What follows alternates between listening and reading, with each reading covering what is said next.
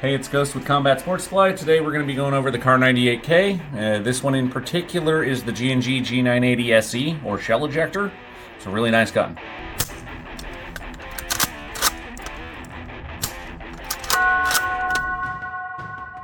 Besides the rifle, what do you get in the box?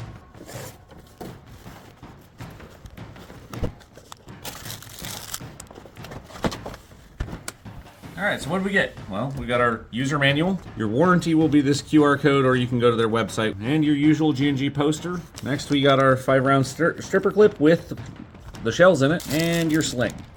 This thing's actually leather.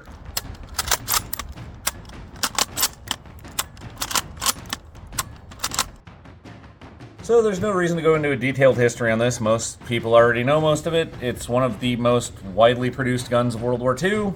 They still use them today. When I say these things were widely produced, they produced over 14 million of these. If you wanted to use these for an impression kit, I mean, obviously you can use them for World War II, but you can also use them for the Korean War, the Vietnam War, the Cold War. Up to modern times, they've been used in pretty much every conflict on the planet.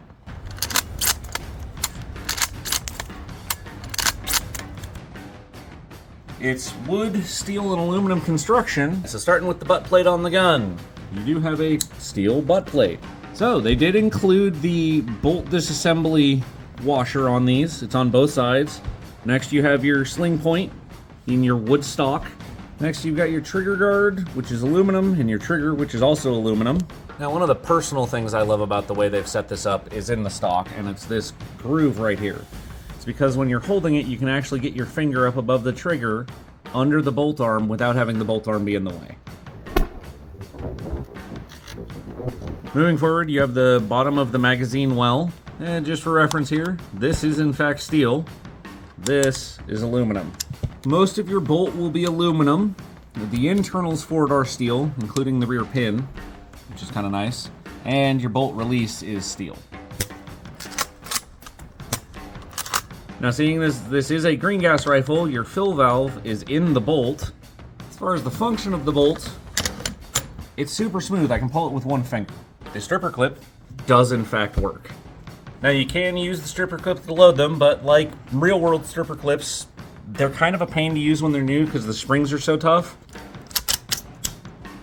Okay, that was actually kind of neat. I have a real Enfield at home and it rarely does it that cleanly. You have to shift closer to the base of them and start from here to push down to get them to go in cleanly. So why is that neat for this gun? Well, that's what sets it apart from most others on the market. Because it uses shells, I don't have gas in it or BBs, but it means they eject. I know we just got done shooting a bunch of shells out of this thing, making it look all neat. We'll get back to that in a little bit. Right now we're gonna go over the rest of the gun itself. So the two side screws on it are real side screws. You would have to unthread them to disassemble it, just like a real one.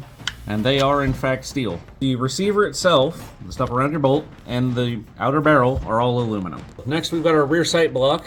The spring underneath this is in fact steel, but the rest of the sight is aluminum and or plastic, and it does slide.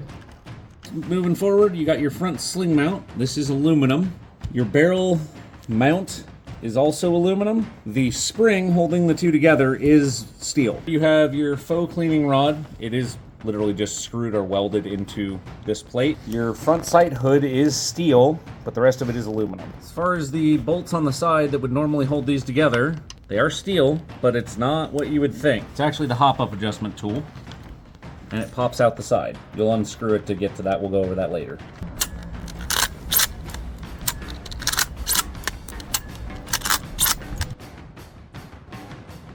Right, let's go over the airsoft specs and how this functions as an airsoft gun. So as far as the factory specs, they say it'll shoot somewhere around 370 FPS. I've seen 370, 380 online. It'll vary, obviously, but that's measured with twos in a factory. So I know we said earlier the bolt is really smooth, and it actually is. But if you notice back here, there's a lot of wiggle. You get it out of alignment, it will try and stick. Now, as far as these, this is the coolest part of this. This is why it's so authentic. They're fairly easy to lose, even though they don't go very far, and they do fall in a pile, as you noticed earlier.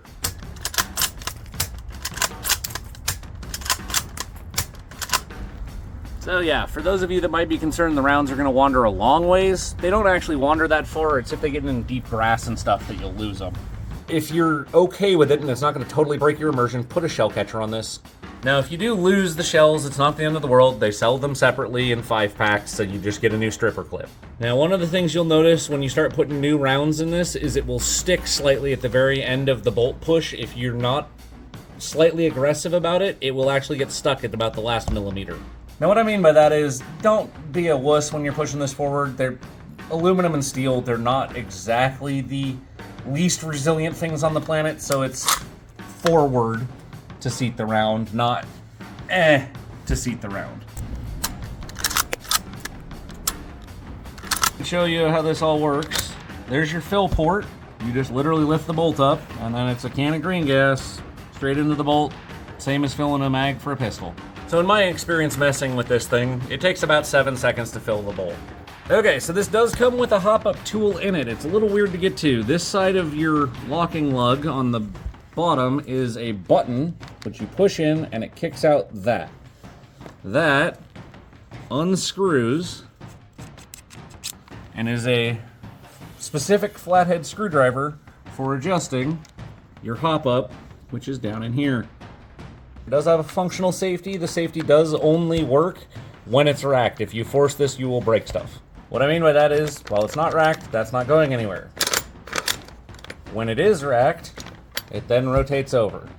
So if you need to perform maintenance on this, getting the bolt out is super simple. There's this little lever on the side here. It pulls open, and the bolt literally just pulls straight out the back. So once you've got the bolt out, there's one piece you need to be careful of, and that's this side bit here. It is only held on at the very front right here, and it can slide back and forth, and you can break it pretty easily. So just like your average sniper rifle, you will want to grease this every once in a while to keep the action smooth. So to get this back in there, you'll notice this tooth in the back. That's your firing sear. You will have to pull the trigger to then reinsert the bolt all the way. You can, in fact, turn this into the sniper rifle. They sell the period accurate scope for it that does mount to the scope rail on the side of the rear sight block.